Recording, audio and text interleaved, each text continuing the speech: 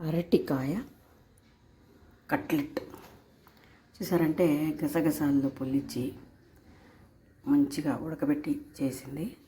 Fibre rich as well as చాలా మంచి ఇది ఉంటుంది అట్లా పొటాషియం. అరటి పళ్ళు తినే కన్నా స్వీట్నెస్ లేకుండా ఇలా రాగా తిన్న బనానాస్ వల్ల మనకు చాలా వంటికి మంచిది. ఎంజాయ్. అరటికాయ కట్లెట్టు చూద్దాం ఎలా వస్తుంది.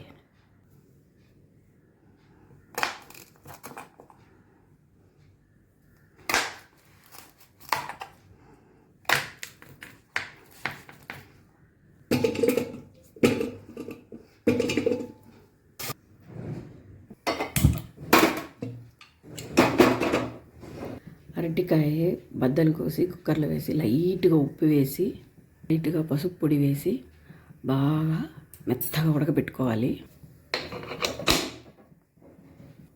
ఒక బౌల్లో కొద్దిగా కావాల్సినంత శనగపిండి,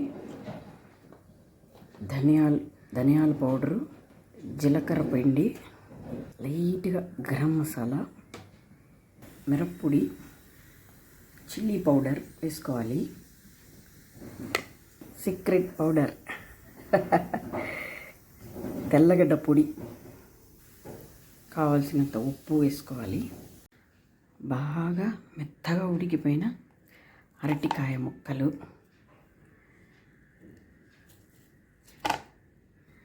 ఈ పొళ్ళతో పాటు ఎల్జీ వేసేసుకోవాలి. దీన్ని బాగా స్క్వాష్ చేసుకుని పిండిలు కలుపుకోవాలి. బాగా స్క్వీజ్ చేసుకోవాలి. బాగా ఉడికిన అరటికాయని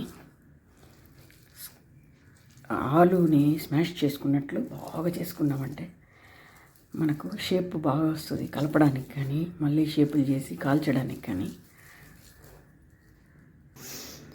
అరటికాయ పుట్టుకు చేసుకున్నట్లు బాగా చేస్తే ఇట్లా గ్రిప్ రావాలి. మనకు కావాల్సిన షేప్స్ వచ్చేందుకోసం ఇలా బాగా మెత్తగా చేసుకోవాలి. ఇప్పుడు మనం ఈ పౌడర్లో వేసి దీంట్లో వదిలే నీళ్ళతోటే దీన్ని కలుపుకోవాలి.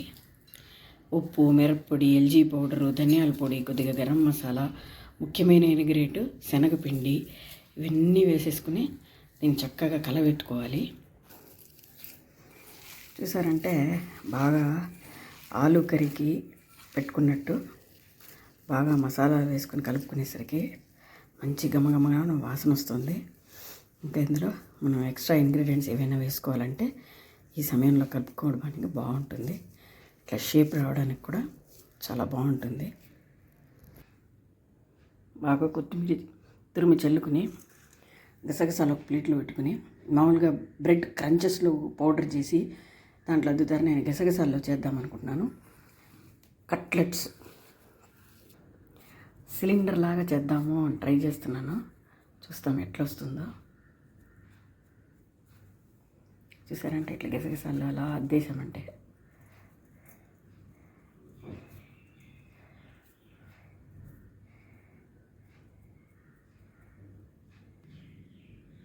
కట్లెట్ లాగా ఉంటుంది. కొద్దిగా చిన్నదిగా కూడా చేస్తాము. నాన్ స్టిక్ తవా పెట్టుకుంటాము. ఎందుకంటే నేను ఎక్స్పెరిమెంట్ చేస్తున్నాను కాబట్టి నాన్ స్టిక్ తవా అయితే బాగుంటుందని చూద్దాము. ఇది కాల్చి ఎలా వస్తుందో. లైట్గా డీప్ ఫ్రై చేయకుండా లైట్గా కట్లెట్స్ లాగా రోస్ట్ చేసుకోవాలని చెప్పారు. అరటికాయ కట్లెట్స్ తినడానికి గ్రిప్గా ఉంటుందని ఇట్లా రోల్ లాగా చేశాను. గసగసాలు పొల్లిచ్చాను.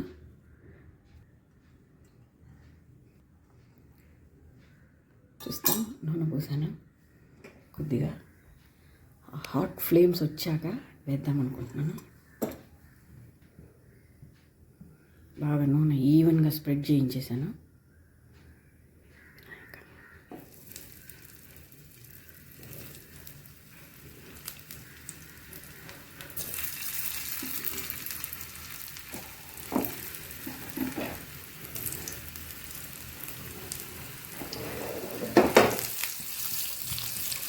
బాగా ఈవెన్గా ఆయిల్ని మొత్తం మిక్స్ అయ్యేట్లు చూస్తాను ఎలా వస్తుందో.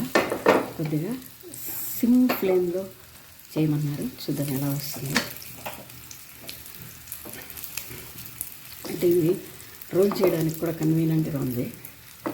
ఐడియా చాలా బాగుంది రోల్ చేయడానికి కూడా. అవి ఇదంతా చేస్తారు హాట్ డాగ్స్, అలా ఉంది షేపు. నాకైతే హాట్ డాగ్స్ అంత నచ్చదు. ఇది అరటికాయ, చాలా ఫైబర్ రిచ్, ప్లస్ గసగసాలు కోల్డ్ అంటే చలవ చేస్తుంది అంటారు కదా గసగసాలు. ఎండాకాలంలో గసగసాల పాయసం అలా తింటమంటారు. గసగసాలు one of the costliest seeds, poppy seeds అంటారు కదా. 100 గ్రాములే ఇంచుమించు 350 450 చెప్తారు. 20 గ్రామ్స్ అలా తీసుకున్నామంటేనే మనకు బాగా యూజ్ చేసుకుంటాం ఇళ్ళల్లో. ఇందులో అరటికాయ ఉడకబెట్టి వేయడం, మంచిగా ధనియాల పొడి, జీలకర్ర పొడి, మిరప్పొడి, ఉప్పు, పసుపు పొడి, అది కాకుండా తెల్లగడ్డ పొడి వేసాను. అన్ని పొళ్ళే కలిపాను. లాస్ట్లో ఫ్లేవర్ కోసం కొత్తిమీర కలిపాను. చూద్దాం, కొద్దిసేపు ఇట్లా వేసి పెడతాం, ఎంత అది ఉడుకుతుందో చూద్దాం, రోస్ట్ అవుతుందో. చూసారంటే లైట్ బ్రౌన్గా టర్న్ అవుతుంది, ఇంచుమించు కట్లెట్స్ లాగా. మంచి ఆ ఫ్లేవర్ అయితే చాలా బాగా గుమల చూసారంటే ఇంచుమించు అయిపోయినట్లే. చాలా బాగా అంటే మనం వేసిన 3 స్పూన్లు నూనెనే బాగా రోస్ట్కి యూజ్ చేసుకుంది. నాకేమో మంచిగా కాలినట్లే అనిపిస్తుంది.